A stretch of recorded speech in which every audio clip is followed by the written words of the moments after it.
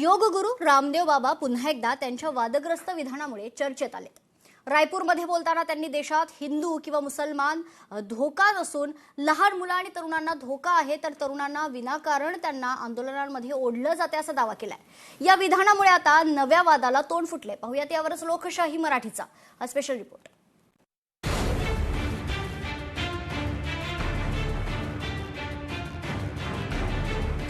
देशातील लहान मुलांना तरुणांना आंदोलनाचा धोका। मुलांना आंदोलनात ढकललं तर ते शिकणार कधी?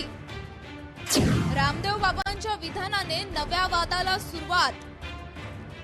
देशात ना हिंदू धोक्यात आहेत, ना मुस्लिम, ना ख्रिश्चन किंवा दलित।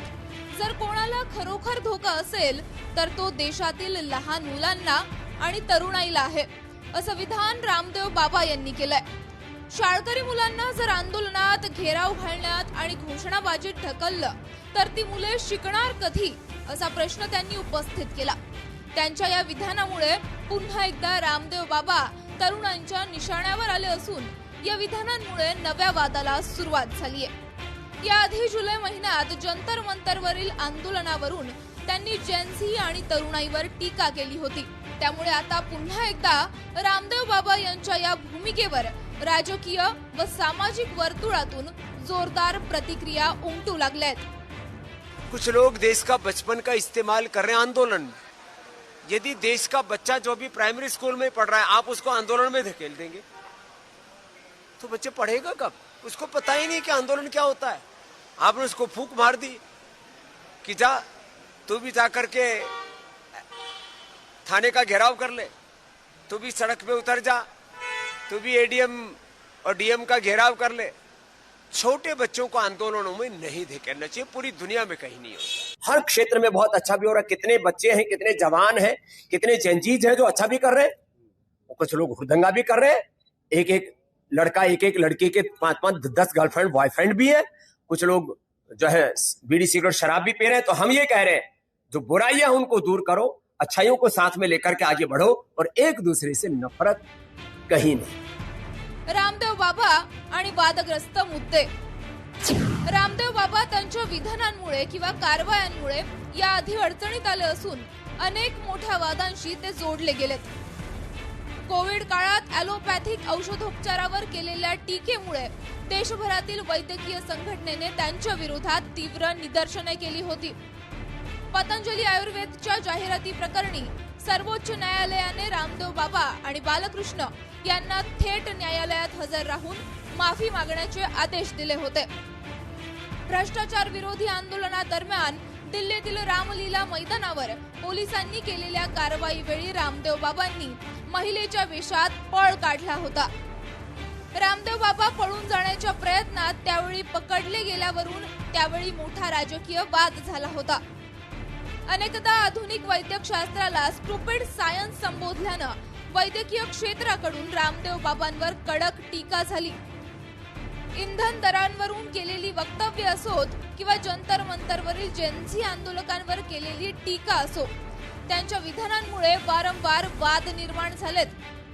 रामदेव बाबांनी तरुणांना दिलेल्या उपदेशांवर विरोधकांनी जोरदार टीका केली आहे। रामदेव यांनी आता रस्त्यावर उतरलं पाहिजे। जेव्हा अण्णा हजारे आरक्षणाविरोधात बोलले तेव्हा रामदेव खूप संतापले होते, पण जेव्हा पोलिसांनी कारवाई केली तेव्हा रामदेव सलवार घालून पळून गेले। रामदेव यांनी आता रस्त्यावर उतरलं पाहिजे, त्यांना तसं करू द्या। जर त्यांच्यात हिम्मत असेल तर त्यांनी जेन-झीच्या सोबत मैदानात उतरलं पाहिजे, अशी टीका विजय वडेट्टीवार आणि खासदार बळवंत वानखेडे यांनी केली आहे।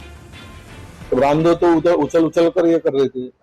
जब पुलिस घुस गई तो सलवार लेकर पहनकर भाग गए थे रामदेव। तो रामदेव ने अभी रास्ते पर ये आना चाहिए ओपनली मैदान में। अगर बोलने में इतना दम है तो रामदेव जेन-जी के साथ में आकर मैदान में लड़े ना। हम उनका स्वागत करेंगे, हम उनको भागने नहीं देंगे जो पिछले बार सलवार लेकर भागे थे। वो भविष्य की लड़ाई लड़ने के लिए वो रास्ते पर आए हैं, जो कि इन्होंने भी आंदोलन किया था, तब देश खतरे में नहीं था। अब वो देश खतरे में युवा के कारण खतरे में है और उसके भी ऊपर जाके वो बोल रहे वो सिर्फ बॉयफ्रेंड गर्लफ्रेंड इसका ये बातें कर रहे हैं, वो सब गलत है। काही दिवसांपूर्वी जंतर मंतरवर जेन्झीने एकत्र येत भारताला बदनाम केलं। शिवीगाळ करणं ही आपली संस्कृती नाही। आपण कायम सगळ्यांना आदर देऊन पुढे गेलो आहोत। मोठ्या माणसांचा आदर केला पाहिजे। ज्या काही असहमती असतील त्या संवैधानिक पद्धतीने चर्चा करून ठरवल्या पाहिजेत। विरोध करायचा असेल तरी तो विवेकपूर्ण असला पाहिजे, असं वक्तव्य रामदेव बाबांनी जुलै महिन्यात केलं होतं। त्यांच्या या विधानावरून देशभरातून तरुणांनी बाबांच्या विधानांचा निषेध नोंदवला होता। अपने बड़ों को आदर दे, गौरव दे, और किसी भी प्रकार से कोई असहमतियां हो तो असहमति को भी डेमोक्रेटिक और संवैधानिक लोकतांत्रिक तरीके से, हमारा कॉन्स्टिट्यूशन एक डेमोक्रेसी है और हमारे भीतर सबसे बड़ी एक ह्यूमैनिटी है, डिविनिटी है। तो अपने लोकतांत्रिक संवैधानिक मानवीय नैतिक आध्यात्मिक मूल्यों को मरने ना दे, अपने बच्चों को भी समझाएं, गाली गलौज नहीं करें। आपको यदि विरोध भी करना है तो वो भी विवेक पूर्वक है। रामदेव बाबांनी मांडलेला प्रश्न शिक्षणाचा आणि तरुणांच्या भविष्याचा असला तरी लोकशाहीतील आंदोलनांच्या अधिकारावरून त्यांच्यावर टीका केली जाते। एकीकडे पतंजलीच्या जाहिराती आणि जुन्या वादांची पार्श्वभूमी असताना रामदेव बाबांचं हे नवं विधान येत्या दिवसात रामदेव बाबांच्या विरोधात आंदोलन भडकण्याची शक्यता आहे। बाबांच्या वक्तव्यावरून तरुणांनी समाज माध्यमांवर त्यांच्यावर जोरदार टीका केली आहे। हा वाद आता आणखीन चिघळण्याची शक्यता नाकारता येत नाही। ब्युरो रिपोर्ट, लोकशाही मराठी, मुंबई।